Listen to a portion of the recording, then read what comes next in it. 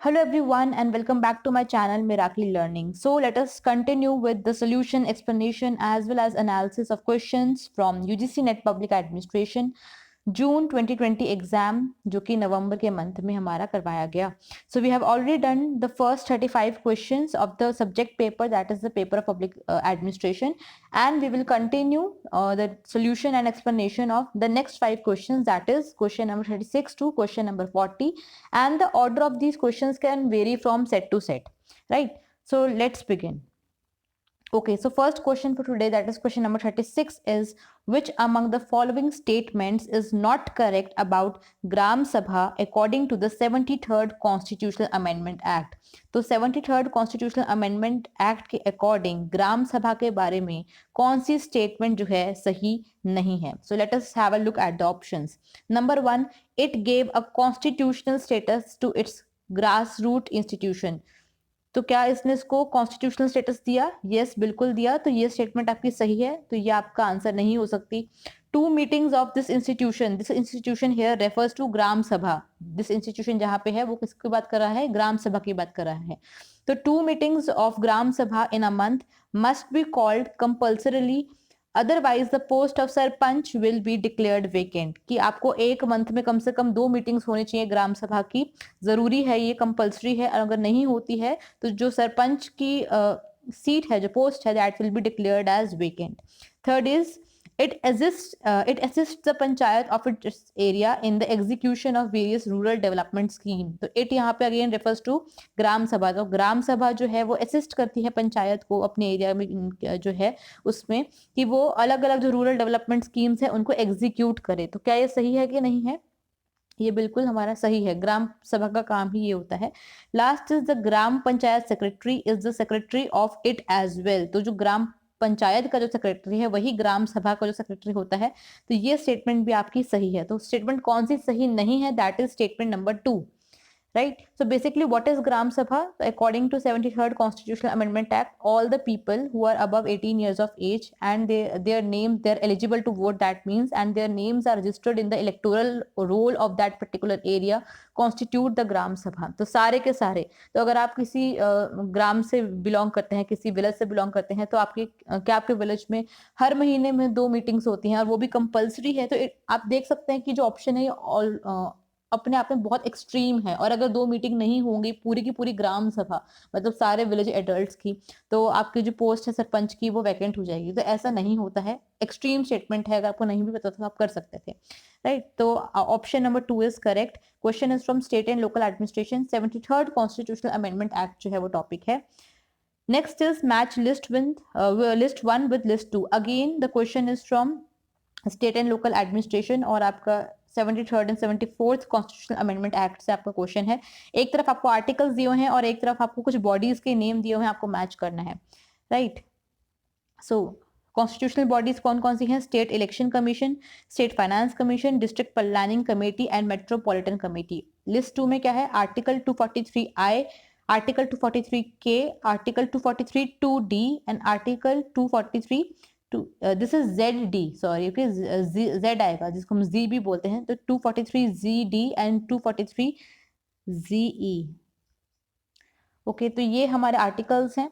तो अगेन कल भी हमने आई थिंक क्वेश्चन किया था मैच द फॉलोइंग में, जिसमें हमने आर्टिकल्स मैच करने थे. तो एग्जाम से जस्ट एक दिन पहले मैंने आपको वीडियो डाली थी कि हम कैसे इन आर्टिकल्स को रिमेंबर कर सकते हैं, and I think 3 to 4 questions उसी में से हम ऑलरेडी कर चुके हैं. तो अगर आपने वो वीडियो नहीं देखी है और आपको देखना है कैसे हम याद कर सकते हैं आर्टिकल्स को, कैसे एग्जाम के लिए रिमेंबर कर सकते हैं, माइंड में रख सकते हैं, तो the link is in the description box, आप जाके चेक कर सकते हैं. ओके, तो अब स्टेट इलेक्शन कमीशन होता है हमारा आर्टिकल 243K. तो एक आपका आ जाएगा option number 2. State finance commission is, अब ऑप्शंस में देखते हैं पहले ए का 2 किसके साथ है. तो ए का 2 आपका खाली एक ही ऑप्शन में है, तो obviously option number 2 is correct. Still अगर आपको ये नहीं आता, स्टेट फाइनेंस कमीशन आता है, तो स्टेट फाइनेंस कमीशन कौन सा है आपका? 243I, तो बी का 1 इसके अंदर. ठीक है, तो ये भी बी का 1 आपका एक ही स्टेटमेंट में था. तो यहाँ से पता लगता है कई बार क्या होता है कि एक फैक्ट हमें पता होता है, कोई एक बुक पता होती है, कोई एक थिंकर पता होता है, उसके वजह से पूरा क्वेश्चन सॉल्व हो जाता है. राइट? तो ये क्वेश्चन आपका ऐसे सॉल्व हो सकता था. उसके बाद हम देखते हैं सी का क्या आएगा? 3 आएगा. 243 ZD एंड डी का क्या आएगा 243 ZE। तो आपका ऑप्शन नंबर 2 जो हो गया वो करेक्ट हो गया, right. So option number 2 is correct. Topic मैंने आपको बता दिया है 73rd and 74th constitutional amendment acts. I told you this is important, paper से एक दिन पहले बताया भी था, 3-4 क्वेश्चंस आए भी। And now 4 questions mean a lot, 4 questions is equal to 8 marks. तो पेपर से पहले अगर 10-11 मिनट की वीडियो से आपको 8 नंबर आ रहे हैं तो it means a lot. Okay, make sure you check that video. Now, next question is the primary function of the 24 departmentally related standing committees of the parliament is 2। तो जो आपकी departmental standing committees होती हैं, 24 committees हैं ऐसी, उनका main function क्या है? ठीक है, तो क्वेश्चन कहाँ से है? Economic and financial administration unit है आपका 6th यूनिट, और टॉपिक है पार्लियामेंट्री कमिटीज। तो अब इनके फंक्शंस पढ़ते हैं। ऑप्शंस में क्या है? रिड्रेस फाइनेंशियल ग्रीवेंसेस, की मिनिस्ट्री की अगर कोई फाइनेंशियल ग्रीवेंसेस है उनको रिड्रेस करना। Second is look into accounting procedures of the government, accounting procedures को देखना, लुक करना। Third is examine the demand for grants presented by different ministries, तो जो अलग अलग मिनिस्ट्रीज हैं जो अलग अलग डिमांड्स रखती हैं अपने बजट के अंदर अपने फाइनेंसेस के लिए, उनको एग्जामिन करना। And fourth is monitor government expenditure. तो इसमें से कौन सा सही है? इसमें से आपका सही है option number 3, examine the demand for grants presented by different ministries. जब हम बजट प्रोसीजर पढ़ते हैं उसमें भी आता है। तो डिपार्टमेंटल कमिटीज हैं हमारी 24, वो ये देखती हैं कि किस किस मिनिस्ट्री ने कितनी कितनी अपनी जो है डिमांड रखी है ग्रांट के लिए, कि उसको कितना ग्रांट दी जाए। ठीक है, तो ये है इसका मेन पर्पस। मोरओवर इन कमेटीज के अंदर मैक्सिमम 31 मेंबर्स होते हैं, जिनमें से 21 are from Lok Sabha and 10 are from Rajya Sabha. This is the maximum number and all these members are nominated and not elected. ये नॉमिनेटेड मेंबर्स होते हैं। कौन नॉमिनेट करता है? जो लोकसभा के मेंबर्स होंगे, इनको नॉमिनेट कौन करेंगे? लोकसभा का स्पीकर नॉमिनेट करेंगे। जो राज्यसभा के होंगे उनको राज्यसभा के चेयरमैन जो है वो नॉमिनेट करेंगे। तो 31 मेंबर्स होते हैं इसमें मैक्सिमम, और इनका जो मेन फंक्शन है वो डिमांड फॉर ग्रांट्स को एग्जामिन करना है। So option number 3 is correct. Next question is which of the following is correct regarding punishment inflicted on a person if he insults or attempts to insult on the ground of untouchability a member of the scheduled caste under the protection of Civil Rights Act 1955। so एक बार दोबारा पढ़ते हैं कि इनमें से कौन सी which of the following is correct, इनमें से कौन सी स्टेटमेंट जो है वो सही है regarding punishment inflicted on a person. किसके बारे में? पनिशमेंट के बारे में। किसको? एक ऐसे पर्सन को जिसने इंसल्ट की है या कोशिश की है इंसल्ट करने की किसी शेड्यूल कास्ट के मेंबर की, on the basis of, on the ground of untouchability. वैसे नहीं बात हो रही है, on the ground of untouchability. किस एक्ट के under? Under protection of civil rights act 1955। तो सिविल राइट्स एक्ट का जो पुराना नेम था वो अनटचेबिलिटी ऑफेंसेस एक्ट भी था, बाद में इसका नेम क्या हो गया? Civil rights act. उससे पहले इसका नाम था अनटचेबिलिटी ऑफेंसेस एक्ट। तो बाई चांस अगर ये आ जाए तो ये भी आपको पता होना चाहिए, अनटचेबिलिटी ऑफेंसेस एक्ट। ठीक है, तो उस कितनी पनिशमेंट इसमें होती है?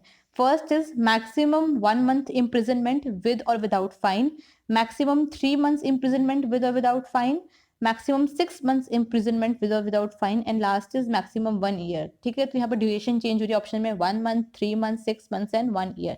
तो the correct answer is option number 3, 6 months की imprisonment with or without fine। तो अगर कोई अनटचेबिलिटी के बेसिस पे शेड्यूल कास्ट मेंबर की इंसल्ट करता है या कोशिश करता है इंसल्ट करने की, ठीक है, तो उसको 6 महीने की सजा हो सकती है मैक्सिमम, और फाइन भी लग सकता है। It can be with fine और विदाउट फाइन। तो ये जो आपका एक्ट यहाँ पे दिया हुआ है ये इससे डील करता है। फॉर एग्जाम्पल अगर हम कहते हैं टेम्पल में एंट्री ना देना on the basis of untouchability, ऐसे फॉर एग्जाम्पल कोई हॉस्पिटल में एंट्री नहीं देना on the basis of untouchability. तो ये जो सारे के सारे प्रोविजंस हैं they are dealt with in this particular act, right. और ये जो ऑफेंसेस हैं इस एक्ट में, दीज आर कॉग्नाइजेबल ऑफेंसेस, ये सारे के सारे कॉग्नाइजेबल ऑफेंसेस हैं। If you don't know the difference between cognisable and non cognisable offences, तो इस पे भी मैंने छोटी सी वीडियो डाली है, I will put in the description box, you can check out if you are interested.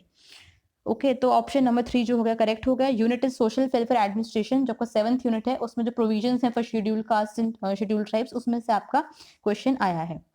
Next last question for today is arrange the following stages in policy public policy cycle in a sequential form. तो public policy का जो cycle है उसके stages को sequence wise हमें लगाना है। आपको दिया क्या हुआ है, क्या कौन कौन से स्टेजेस दिए हुए हैं, formulation, implementation, agenda setting and legitimisation. ठीक है, तो इसमें से एक छोटी सी टिप यहाँ पे ये है कि या तो आपको फर्स्ट, इनमें से फर्स्ट डिसाइड कर लो ऑप्शन एलिमिनेट करने के लिए, या फिर लास्ट डिसाइड कर लो कौन सी होगी। ठीक है, तो अब सबसे पहले फॉर्मुलेशन होगा, हो सकता है इम्प्लीमेंटेशन तो नहीं होगा सबसे पहले, एजेंडा सेटिंग हो सकता है, लेजिटिमाइजेशन नहीं होगा। तो एजेंडा सेटिंग पहले होगा कि फॉर्मुलेशन, कौन सा पहले होगा? एजेंडा सेटिंग मतलब होता है प्लान बनाना। ठीक है, कि क्या इस टॉपिक पे हम बनाएंगे, इसमें हमें कौन कौन सी बातों का ध्यान रखना है। ठीक है, तो सबसे पहले क्या आएगा, एजेंडा सेटिंग। तो आपका सबसे पहले आएगा सी ऑप्शन। तो सी ऑप्शन कहाँ कहाँ पे है आपका? सी ऑप्शन है ऑप्शन नंबर 1 में और ऑप्शन नंबर 4 में। अब जब आपने एजेंडा बना लिया, then you will formulate the policy.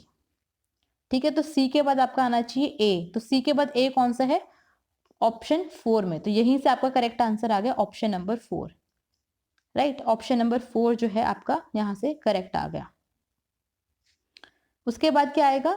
Implementation. पहले एजेंडा सेटिंग, उसके बाद आपका फॉर्मुलेशन, उसके बाद आपका आएगा उसके बाद आपका आएगा लेजिटिमाइजेशन। थर्ड नंबर पे आएगा लेजिटिमाइजेशन। लेजिटिमाइजेशन होता है कि फॉर्म जो पॉलिसी बन गई है, आपने बना ली है, उसको लीगल बैकिंग देना, लेजिटिमेट करना उसको। ठीक है, लीगल बैकिंग देना। जब वो सारा हो गया, लास्ट में आपकी आएगी इम्प्लीमेंटेशन। ठीक है, तो CADB, this will be the correct sequence. So unit 8 public policy and topic is policy process. Option number 4 is correct. So these were the 5 questions. Now let's talk about today's task. So there is no task for today. I personally felt that बहुत कम जो है students के replies आते थे comment section में regarding task. So I felt like as a few people are not interested. I personally although feel कि जो tasks थे, these are more important than the questions, right? So if you are still interested in getting the tasks for daily, you have to comment, you have to tell me, you have to share with me that I want tasks or I need tasks. और अगर नहीं है आप interested, then it is fine with me. I won't post any tasks from now onwards. Okay, so that's it for today's video. If you found this video helpful, make sure you like, comment, कुछ भी comment आपको कैसी लगी है video, आपको task चाहिए कि नहीं चाहिए. If you have any other feedback, you can share. Subscribe अगर अभी नहीं किया है, and make sure you press the bell icon if you are interested in the comment in the content of this channel. Okay, तो बहुत सारी videos आगे आने वाली हैं. इफ यू वांट कि आपको नोटिफाई कर दिया जाए, so make sure you press the bell icon. So that's it for today. Thank you so much for watching and stay tuned till we meet next.